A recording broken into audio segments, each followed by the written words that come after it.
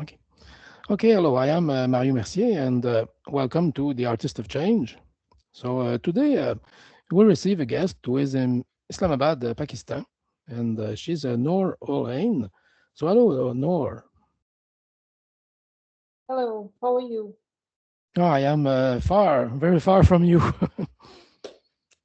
Yes, and you and are.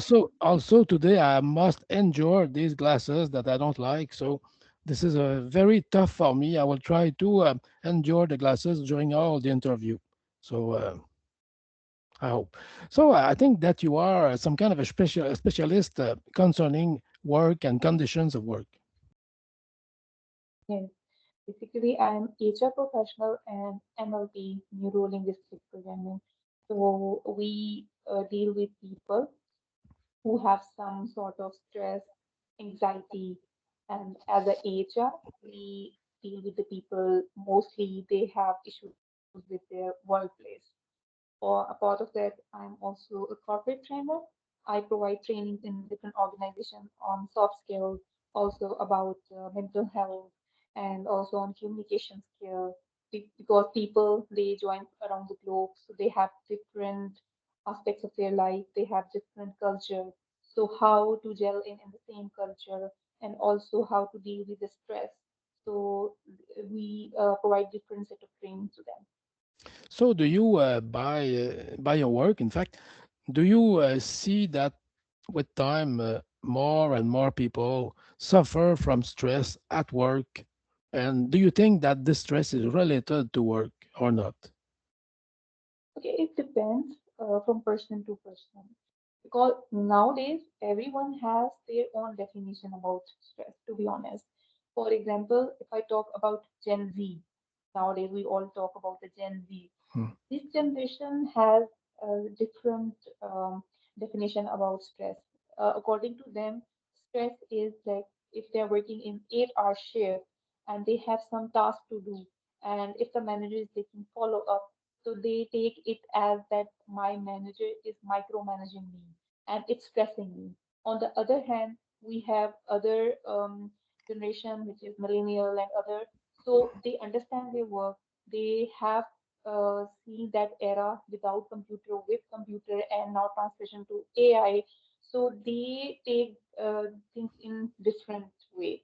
Also, if you talk about workplace stress, it's not the place that you're working. It is causing the stress. Sometimes it's from your personal life, which is affecting you. But when you see things difficult in your professional life, so we associate it with that thing that because that is visible and we can blame very easily. I think that for me at least, I think that these days there's a tendency to blame the people who are emotional, especially at work. And this is for me, this is not normal because many people try, at least when it's concern work, they try to say themselves, okay, I must not be emotional, I must be focused and all that. But how can a human person be without emotions? It's impossible. So when you work and you feel pressure, for me, this is normal to react with emotions, even if your boss don't like doesn't like it. Yes, we can't say that we can avoid emotional emotional feelings if our boss is, as you said, that if our boss said something and we react to that, that we are human, reaction is natural. But to avoid such circumstances, we if you're doing exercise, you are doing meditation, you have some very healthy hobbies, so you can overcome from these reactions. The tendency of these reaction can be less. But the thing is that nowadays we only sit in front of a computer, we just scroll reels, we only see what's happening in the world, how my team member are, you can say, upskilling their skills. We do comparison. So this is how it is increasing. The stress is natural, but how you overcome this is in your hand. Yes, but emotions are a natural thing for any Yes, person. So totally. this is why I think that this is normal that people often react with emotions, even when the boss, for example, asks you to be focused and professional, because this is what this word always come back. But you can be a professional, yes, but even if you try to be so professional, your emotions will show up once in a while. Yes, it's normal, it's natural. Actually, sometimes we see when we react to something, so we think that maybe I have done something bad, I didn't have to react. It is not good to sometimes hold your emotions as well. Sometimes we talk about that you have to hold your emotions, you have to be very calm, you have to be very composed. But in some scenarios, um, I feel that we have to be expressive. How you express your emotions, that is important. It's not about that you are starting that long process of negative thinking. If something bad happens to you, there are various way of giving a reaction. One is that sit and think about that. Okay, that's fine. If my boss has said something bad to me, I will work better. I will try to figure out. If my boss has personal issues with me, so I have to talk to him with about to make things better instead of overthinking and also talking bad about the situation, and also it impacts on your work as well. It is also not good. So it, as I said, this is how you react and respond about your emotions. So it's natural. We are human, so we have a mix of Mhm. emotions, but how we deal with them, that is important. Do you think that in today's world of work, people feel more pressure and people feel more targeted, maybe by the pressure and also by the people who are responsible for them?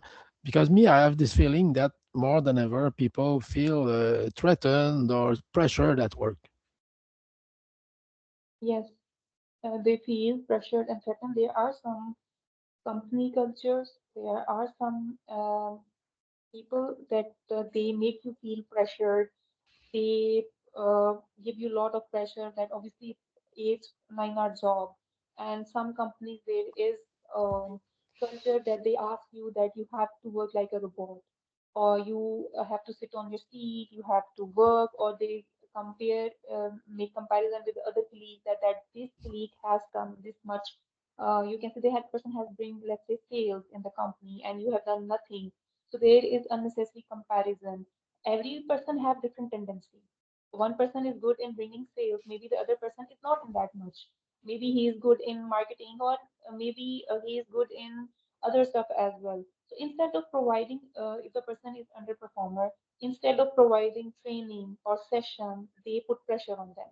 Like the currently where I'm working in ENCS, we provide training on mental health as well, also about the diet plan as well, and also if the person is not performing well, so instead of sending them performance improvement plan or putting pressure, we talk to them and we ask them what is the issue, what is the situation, that why they are not performing well.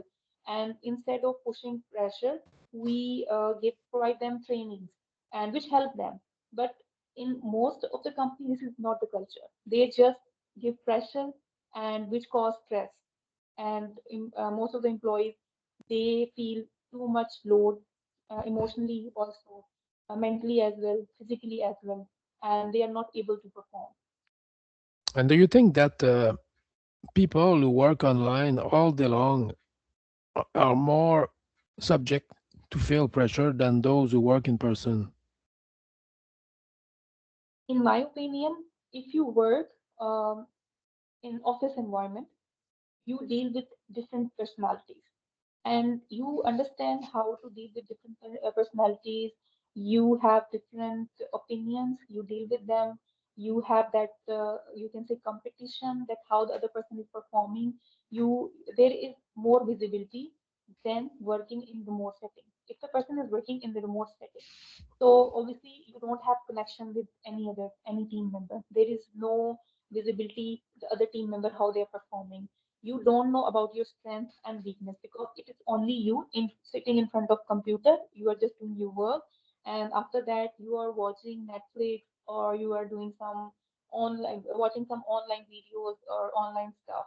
Yes. Whereas in on-site setting, employees. They meet and greet. They have some game activities.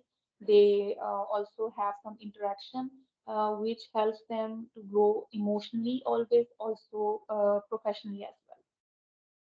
But do you think that the new reality, in fact, because this is almost recent, I would say, this new reality of people who work online, do you think that it's good psychologically for people to work this way, remote, pardon me, remote at home? My God, yes, and instead of working in person, because for me, I think with time, yes, we with time, isolation from other people is not good. So probably that those who work at home develop some problems along the way.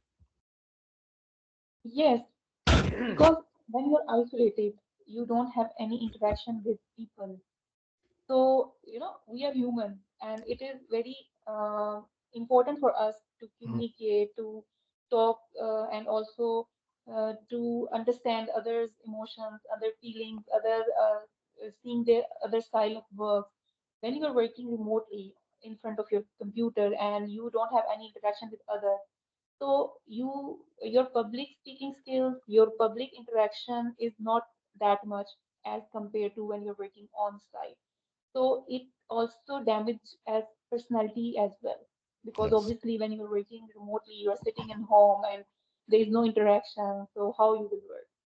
I can give you example like we recently hired one two employees at ENCS. They have experience of last 7 years remotely, and when we ask them that why you want to join our company, it's on-site setting, and already you have experience of remote working, which nowadays people prefer working remotely.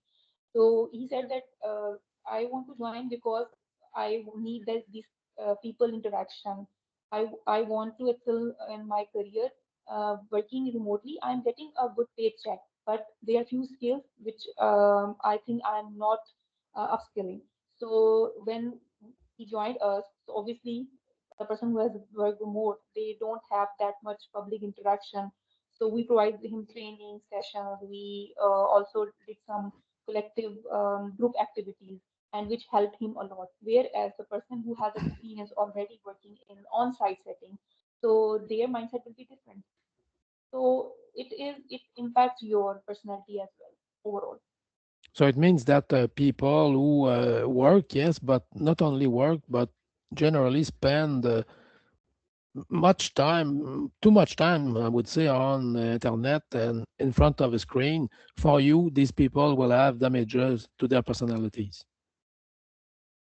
To some extent, yes. If their activities are only sitting, working from home, and they are just they're sitting in front of laptop, they don't have people interaction, they don't Mhm. have any hobby, they don't have any other activities, then obviously it will damage.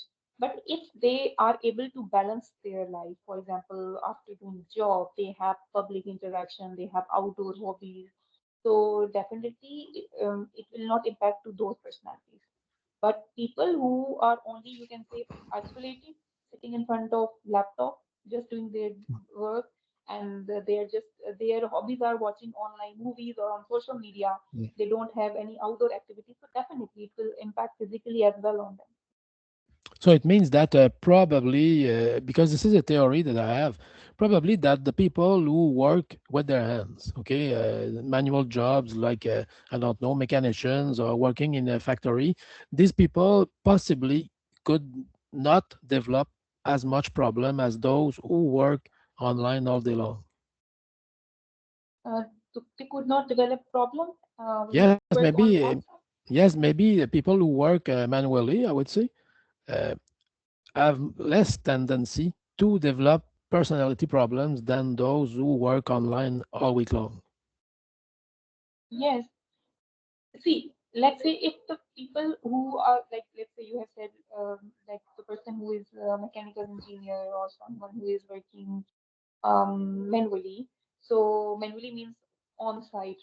Mhm. So they face challenges every day in their work with people, with tasks. And while solving those challenges, they have interaction with different group of people on the spot, on the time, and they are able to enhance their critical thinking, in my Yeah. opinion. Whereas when you're working separately, online, hybrid, so you are doing on your own. You are not open for discussion because at that time you are not interacting with the team, with the group of people.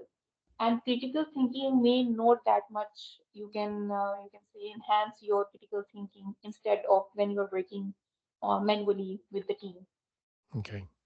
Okay. So thank you, Noor. And next time, probably that we'll talk much more, I would say, about the effects on these people who feel the pressure, the bad effects.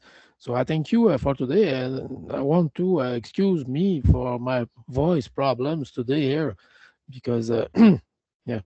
So thank you, and we'll meet again soon, Nor, and I wish you a good evening. Sure, definitely. Thank you for inviting me. Thank you. I'll try to stop that now. Non, c'est pas ça. Je vais me mettre à arrêter. Ok.